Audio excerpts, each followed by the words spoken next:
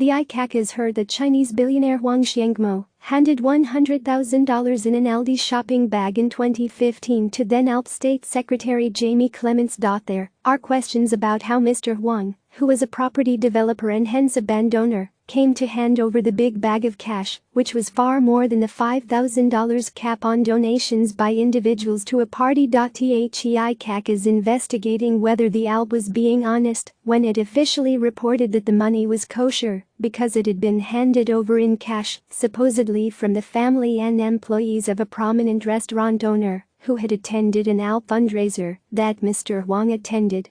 A number of poorly paid waiters and waitresses were recorded as donating $5,000 each. The Icac has heard evidence that ALP MP Ernest Wang and Kyla Murnane, who later became state secretary, may have heard that it was in fact Mr. Huang who donated all the money. The hearing has a long way to run, and it remains to be seen whether any of this breaches the campaign finance laws in NSW. But it is worth asking already whether the hearings have exposed any flaws in the machinery for enforcing campaign finance laws, both state and federal. In fact, NSW campaign finance laws were radically revised 4 years ago after Icac's Operations Credo and Spicer in 2014 exposed major breaches of campaign finance laws by the Liberal Party. One of the most striking features of the current inquiry is the hubris of ALP officials who appear to have been sailing close to the wind in implementing campaign finance laws just months after Icac skewered Liberals. The reforms passed by former Premier Mike Baird raised penalties for breaches of campaign finance law from a slap on the wrist to $44,000 or 10 years in prison for individuals.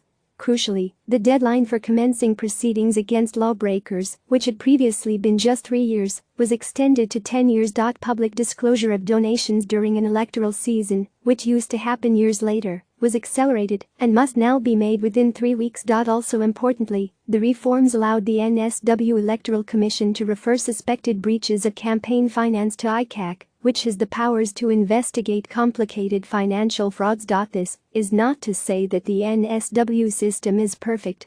It may be that more work is needed to ensure the donors are correctly identified in returns and not hidden by the use of fake donors. It would be naive to think what has allegedly occurred in NSW is an isolated example, so this week provides yet another reason for a significant overhaul of the donations rules around the country. At a federal level, in the wake of concerns about businesses with links to the Chinese Communist Party donating to the ALP and the coalition to buy political influence, the federal government did ban foreign donations. But there are many other problems, starting with the patchwork of state and federal laws on maximum donations and the minimum threshold for disclosure of donations. The gap between state and federal laws allows party organizations to find loopholes.